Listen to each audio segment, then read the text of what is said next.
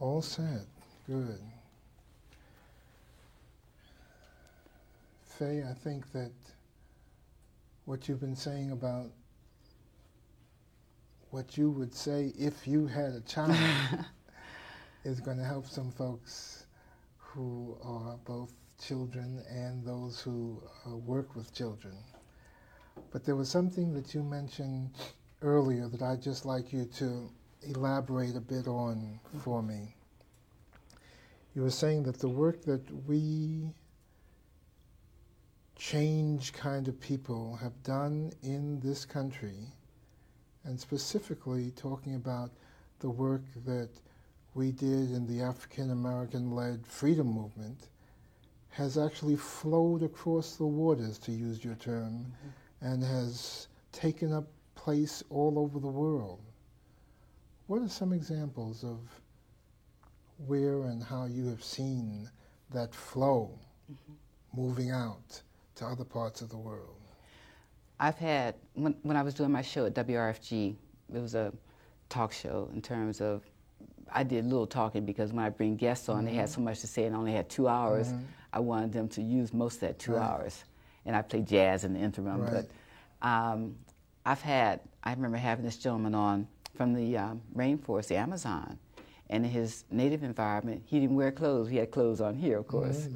And he was escorted by American Friends Service Committee personnel who were taking him all around the country, around this country, to share his views on what was happening to the rainforest and the encroachment and what it was doing to their people and how it was going to annihilate their environment if they let them cut down all these trees. And we're all concerned about the Amazon anyway, but he's doubly concerned because it's his home. And I learned that how many African Indian people there were in the Amazon. I didn't know that before. And that they called themselves African Indian. But they didn't call themselves African Indian 100 years ago. Or 50 years or 50 years ago. But since the movement, they do. And that was special. And that they were organizing and going around the world, not just the United States, to tell people about the struggles they were having as an indigenous population in that environment. And talking about the movement that took place here. Michael Simmons, American Friends Service Committee out of Philadelphia, and let me say this at the same time, Michael being one, the folks we know at the university systems are teaching, the people we know who are doctors and lawyers who came out of the movement, a variety of people who are doing many different kind of things, people who are in mass media, Jennifer Lawson, who was running PBS, handling hundreds of millions of dollars. We know all kinds of variety of people who have stopped and taken part in an effort, and then they went back and completed the rest of their life. We had invited, and Michael organized a group of people who took 13 of us to Budapest, Hungary. We spent a weekend on the Buddha side, and we spent a week on the Pest side. I didn't know there were separate sides. I didn't know that at one point there were 7 tribes of Hungary, and they used to fight each other all the time and annihilate each other. And the bus driver, we went on this tour, we went up in this hill area, and the bus driver was telling us about this one conflict that one of these warring tribes had. And I was surprised they called themselves tribes. They didn't say clan, they said tribes. That they caught this leader of the other tribe, and they put him in this barrel, and they put these nails in it, and they rolled the barrel down this mountain. And I said, what?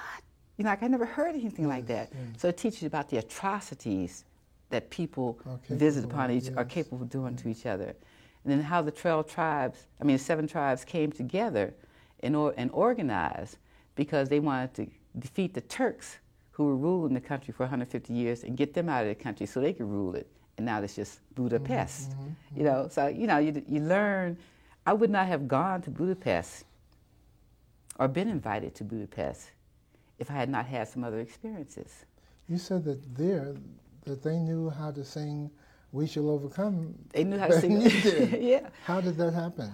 Because people knew about our movement. They knew about our struggles, and they seemed to respect the efforts that we had put forward.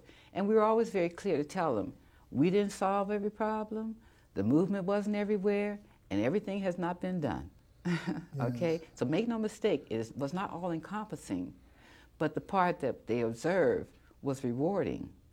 And we had been invited by the Roma people, known as Gypsies, Yes. in Hungary. Mm.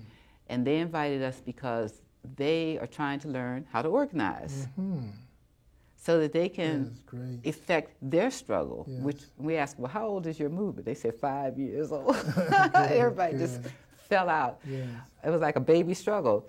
But you felt the importance of it because under communism, I learned that they had been encouraged to give up their quote-unquote gypsy way of life, the Identity, horse-drawn carriages, creating the wheel, making the wheels and the buggies and doing the entertainment for monies and whatever else they had to do to make a living.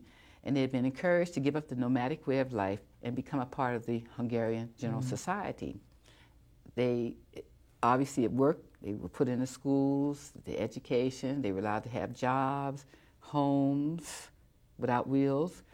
And since the fall of communism, there's a lot of fear now in there. Yes. They feel that they are on the verge of being massacred. Their homes are being taken, their kids are being mistreated in the schools. They're just a lot of things that used to work for them and with them are turning against them. Yes. So they want to know from us what it was we did to get our movement started. Yes. I went to the conference in Nairobi, Kenya in '85 and had an opportunity, the women's conference, and had an opportunity to hear the kind of work people are doing all over the world.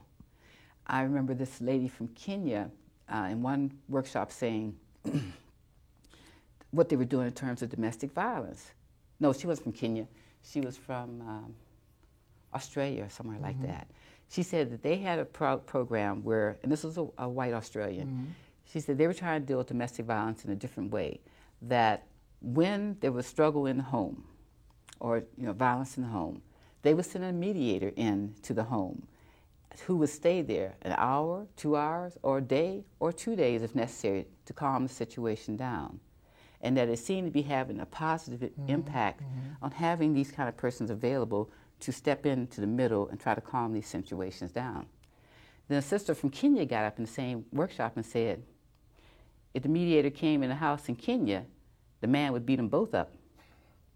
And I was like astounded because I didn't know the level of domestic violence existed like that in Kenya, like it does here and so many other places. Yes. So you're sharing, and people are sharing with you. So like your experience is growing because you're listening to people who are actually involved in their struggles, in their particular environments, dealing with what they have to deal with. But they see the connection between what they're doing Definitely. and what we were doing and have been doing here. Yeah. And people, when people around the world, not around the world because I haven't been everywhere, the few places I've been, when they talk about the movement here, they talk about it with admiration and great respect. Great respect.